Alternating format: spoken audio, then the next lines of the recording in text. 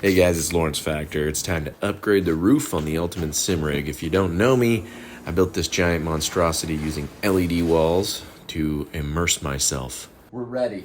First order of business is to reroute the data cables so that there was a flush area for the roof to sit on.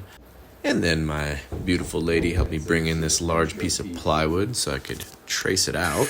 I'm definitely no carpenter, but for a first attempt, not bad. I just needed to fill in the top gap.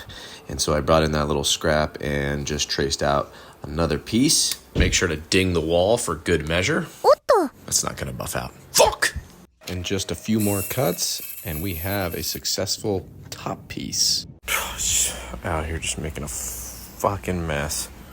But overall, came out close enough for my standards, and it was time for a couple of speed square lines for the boys. And now it's finishing time. Put some black paint on my plywood sheets, and then add some nice felt for a nice sealing finish.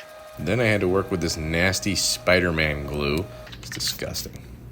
And clean up my edges. But thankfully, I'm an edgelord, and so I had this cool rubberized thing that I was able to just stick on the end there, which was super helpful because, I didn't know how else to do this, and didn't want it to look too shitty.